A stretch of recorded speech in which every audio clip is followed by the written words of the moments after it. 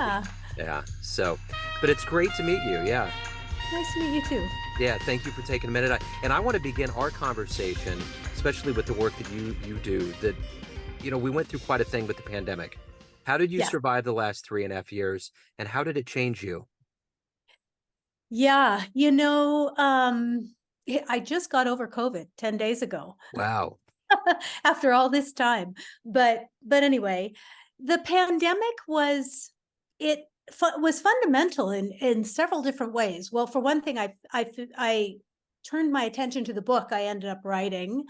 But I also started this virtual writing workshop because it just occurred to me that there was going to be a lot of people out there who were lonely and struggling and not having a place to express themselves maybe the way that they had before. And I had done this little workshop called Right Now Mind, and I wondered if it would work virtually. And it became I don't want to say wildly successful in terms of massive amounts of numbers, but for the participants who were part of it, I think it changed our lives a little bit. It had only a 10-minute per week commitment. And so for 10 minutes a week on your own schedule, you would go on and you would write to a prompt. And then it's what I call naked writing or free writing. So there's no punctuation, no grammar, we're not doing that. We're accessing our inner thoughts, our stream of consciousness, basically. And then we share it with others, and it's all anonymous, which is fascinating because when you receive someone's words, like whatever is coming out of their mouth, which could be blissful, or it could be sad, or it could be troubled, it's you can't engage your automatic conditioning, your labeling that happens when you see somebody and you think you know something about them. So you meet people just for what they're expressing as best as they can. Yeah. And it was just amazing. Yeah. We felt like we developed a community without ever even seeing each other or knowing each other's names. So you have a lot of things that go into who you are. You're a mindfulness coach, playfulness instigator, award-winning writer, but I want to boil this down to something that a third grader could understand. If you were at a Okay. career day with third graders and one of them asked you, "What do you do for a living?" How do you answer that child? I would say I try to help grown-ups play. Okay. I always remember in college, it was probably my sophomore year, we went around the room and everybody was asked, "What do you want to be when you grow up?" Yeah. And I remember there was this older woman that was in there. She had to be in her 70s and she was going back to school. And she said, "I don't ever want to grow up." And I will never forget just watching her face and hearing her say that and thinking, wow, that's wild. And it's always stuck with me as one of the more profound things that anybody has said around me. So, yeah. Mm. It, Yeah. which, I, Charles Bukowski once said, we're born geniuses and buried idiots. So we have a way of putting walls up serendipitously around us throughout our lives. So Yeah. adults need to, I just went to an amusement park this weekend, and all of the adults that are there, they're all there because they want to be kids again. Oh, I know. It can just be so fun to adopt. I mean, I went through my own period of being really serious about life. I mean, Yeah. life was very serious and very ambitious, and I needed to do these things and be this certain kind of person. And ultimately, it crashed on me. Yeah. And what I came back to was the incredibly simple play mindset where we can do something that we don't think we can do, because who knows if we can do it. We have Right. more of like the attitude of a child. We're going to try it out. Yeah. And I like to apply that to everything that I do, really. I mean, I So, fail, but right. Yeah, we all do. So what did you want yeah. to be in the third grade? What was your dream to grow up and become? Um, I think I wanted to be a writer and a teacher, actually. Even Yeah. even then, I really liked kids. I work with grown-ups now, but I really love kids. Yeah. I think they're so fascinating and I love their curiosity. Yeah, absolutely. So let's go back to where you were born and raised and how these seeds of being a writer and helping people be more conscious about opening up. How did all of this evolve and grow into who you are today? I grew up in Washington State, Okay. and I've ended up living a couple of different places. I lived on the East Coast in North Carolina, and I lived in San Diego for 10 years, and now I'm in Nevada. Um, so my life probably took a big pivot when my kids were 3 and 5. And this I walked in on my husband and my best friend in bed. Uh-oh. So my world kind of fell apart. My carefully constructed world kind of fell apart. And my husband and I didn't know if we were going to make it, if we were going to weather it. But we ended up finding an odd common ground. We ended up discovering that actually we want to try, we want to go deeper, we want to try to uncover maybe some things we weren't willing to look at. So all of this doesn't sound very playful, but it was necessary groundwork to do. And we saw a therapist, and then we also took a less conventional path. We went and we did a year-long love and ecstasy training. And in that training, we sort of began to learn the principles of meditation and self-inquiry and acceptance. And we also kind of relearned how to play with each other, how to be present with each other without our ideas of who we should be, or, just the judgments that you end up building up.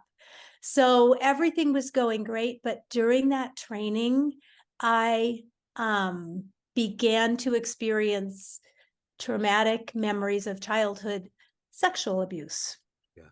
So I had to go through the phase of believing that I was broken, that I was not fixable, or that how was I going to fix this person, Yeah. because I'd kind of been a perfectionist. I'd been a straight A student, I'd gone after what I wanted and gotten it. So this put the halts on that. Yeah. And I ended up discovering that I am inherently imperfect and still wholly lovable. Yeah. And that's kind of why I love kids so much, Yeah. because we so get that they're kind of inherently imperfect, messy selves, and yet we completely love them. Yeah. And discovering that for myself as a grown-up who'd been through some stuff was transformational, really, for me. Yeah, it was worth it to look inside, to come more innocently back to that place. Yeah. So let me ask you this. In this journey in your life, who's been a hero for you? Who's been an inspiration to pull you out of a lot and fueled who you are? I think I think I can think of several people that I could say, but I think the most the surprising one might be if I say my husband. Um, you know, in some ways, I knew both. He really looked inside himself. He really investigated what was really most important to him, and did his own work. But he also unwaveringly showed up for me when I was going through that very tough stuff. He was willing to be present with his own shit, and he was willing to be present with mine. Yeah. And it was wildly empowering to have both of us kind of be these messes that were showing up for each other, I Yeah. guess. I guess that's the idea of unconditional love. Exactly. Yeah. Which that became my I don't know if you want to, it's like my highest aspiration, my guiding light would be to, again, in any moment I fail at it, but it's still my highest aspiration to inhabit unconditional love, to come from a place of, I don't know how you put it. It's almost like it's innocence with wisdom behind it. Yeah, Yes. I get it. I get it. I Yeah. totally get it. So if you could meet anybody alive on the planet right now that's inspirational to you, who would it be? Who would you love to meet and talk to? I know that one too. And nobody's going to know this person. Okay. you know, um, I would like to meet this man called uh, uh, Dr. Franklin Merrill Wolfe. Okay. Nobody will know him, but he was a mystic in the 1920s who lived in the Sierras. He lived kind of in the Lone Pine, Whitney area, Langley, in California. And he wrote this book called Pathways Through to Space about his own journey of looking inside. And what fascinated me by this man was that he was a Harvard educated mathematician. So he was incredibly logical. Yeah. I'm sort of more of the, or outwardly, I suppose I'm more of the free spirit, loving kind of thing. But I was fascinated by this logical, rational approach to self-inquiry. It didn't seem like it should light something up inside of me, but I have that kind of science background, and it did. I loved that you could be either and come to the same place, come Yeah. to this place of presence and unconditional love, whether you come there through math and science and logic or loving devotion. Yeah. So I That's know it's an fascinating. unusual person, No, but no, no, absolutely not. So what's been the best advice you've ever gotten? ooh, the best advice I've ever gotten. Um, uh, wow. I think the best advice I've ever gotten was when a spiritual teacher said, the most important question is to ask, who am I? And the most important response to that question is not to seek the answer, but to follow the question back to the source. And I didn't know what that meant, but it was fascinating to me Yeah. that the most important question didn't require an answer, but something else. That's interesting. That's very intuitive. I like that. So what's been one of the best success stories you've had as a coach, or one of the best letters you've gotten about your writing? About my writing. Oh, Yeah. that's a good question. Let's see. I wrote a memoir under a pen name that talks about this little tiny journey that I just explained in a paragraph, Yeah. but it talks all the nitty gritty details of it. And as a writer, when you go in and you tell your truth, you begin to discover how hard that is. It's so hard to go back to those moments and bring the reader into it and not pull back. You want to pull back, you want to soften the blow for your readers, and you have to learn not to do that. And it took some effort for me to do that. So the most rewarding words that a reader ever said was that, wow, your writing was so raw and honest, and you put me right in the scene of, not necessarily your best happy scene in your life, but the ones where you were forced to grow into, to come to a different place, to face whatever it was that you had to face. Yeah. That's so Yeah. true. So learn. Yeah. Yeah. So what are you the proudest of all the things that you've done and accomplished and overcome and become? What are you the proudest of? Oh, you know what? I'm gonna go a different direction Okay. again. All right. So in my mid 50s, um, I took up rock climbing, and I was physically unfit. had no upper arm strength. I figured I was too old, and I was desperately afraid of heights. But my daughter, one of my daughters, my oldest daughter, she tried it in college and she really wanted the whole family to try it. And I was in that phase where I was like, hey, I'm saying yes to life. That means I'm going to say yes to this. I'm going to dive in. I'm going to play at this. And I would get halfway up, a 65-foot rock wall and absolutely freeze and be bawling. And I would be terrified. I would just be so scared. But I was on top rope, which means that you're completely secured by ropes and you can really only fall a few inches. So there was a part of me that knew that my fear was psychological. Yeah. And so being on that wall and crying and being supported by the rock climbing community, again, my husband was my belayer, calling up to me saying, it's okay, just take a break, rest on the wall, you got this.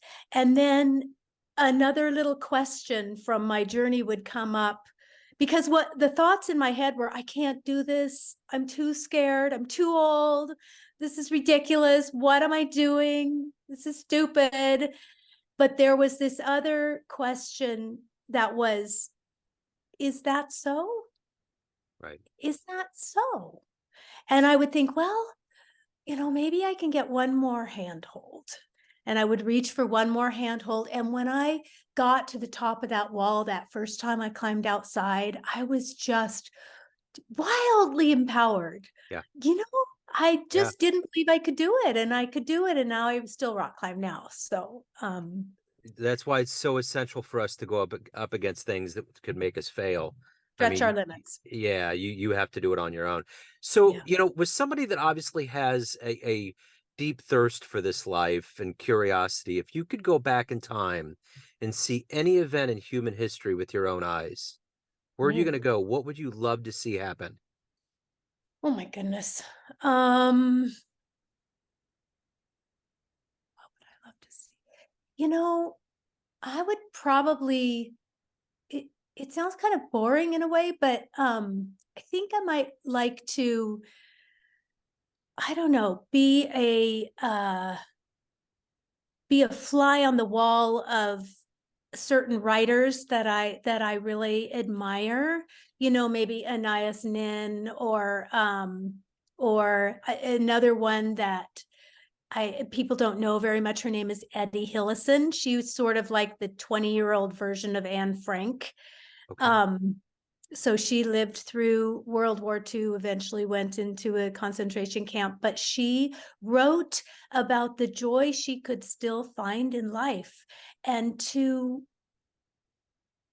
be in the presence of somebody who is searching for that amid the horrors that they are experiencing feels to me to be in touch with something beautiful in life that can be overlooked.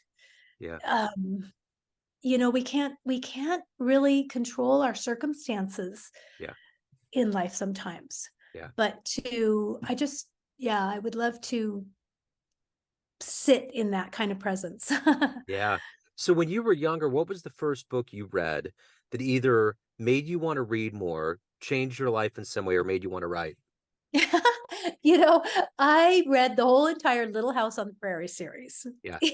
you know, and I think I love memoirs. I love true stories. I love dipping into the different experience, and it doesn't matter the subject matter. Just Yeah. it's so fun to go in and read how people face challenges, got through them, went through their life. It fascinates me. So my favorite stories as a kid were Little House on the Prairie and Papillon, and I don't know, these true stories of people who were overcoming challenges and living interesting lives nonetheless. So everyone out there has a perception of you, family, friends, your fans, clients, but you run the show. What's your perception of you? Who do you think you are? Ah, Huh. um, I like ah, it's funny because I'm in my 60s now, and I have little grandkids, and they're two. The two of them are just around two. One's a little older, one's a little younger, and it's like I've lived my whole life up to now, and now I'm saying, I was born to be a grandma. I was born to get down on the ground and play with Duplos, and Yep. bake the cookies together, and go on a walk and see the world through their eyes with them. Um, I love to be that playfulness instigator. I Yeah. love to be, um, yeah, I love to, even with grownups, like playing dress up with grown up women or even men. Yeah. Yeah. What are we going to pretend to be today? Yeah. For sure. It's interesting. You got a very interesting love story. I mean, there's a lot of people that, based on what you said, would have left a marriage or left a relationship because of what you Yeah. explained. So if you could talk to your senior in high school, 18-year-old version of yourself in a dream tonight, and you had to dispense advice on love to that version of you, what would you tell that young version of you based on what you've lived? I think I would say to trust my heart, because my heart, my being was broken, and my perception of life was broken, and my perception of my husband was broken, but my heart still felt connected. And it was, it was a little bit like being on that wall, the rock climbing wall. Yeah. I was crying, it felt hopeless, but there was a little tiny piece inside of me that trusted this love that I felt.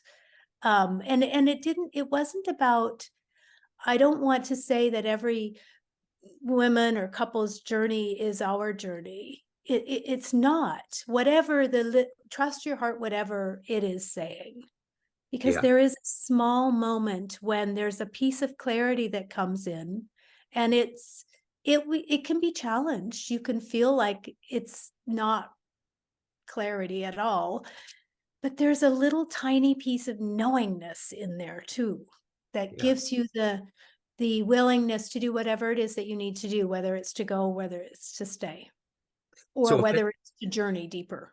Sure. Yeah, for sure. Yeah, yeah. So if anyone out there wants to get your writing, they want to hire you as a coach, learn more about you, reach out, what's the best way to do that? The best way is to go to my website. It's my first name and my last name.com. It's Marijke McCandless.com. Shall I spell it? It's kind of You complicated. you can, Or are yeah. you gonna, okay. I'll put it in the show notes too. Okay. So it's MarijkeMcCandless.com. Wonderful. Find anything you want to know about me on my website. Sounds great. This has been wonderful. Thank you for your story. What an inspirational light of so many things that you've shown. Thank you for your story today. Thanks, Joe. It was a pleasure talking with you Great today. talking to you. Thank you.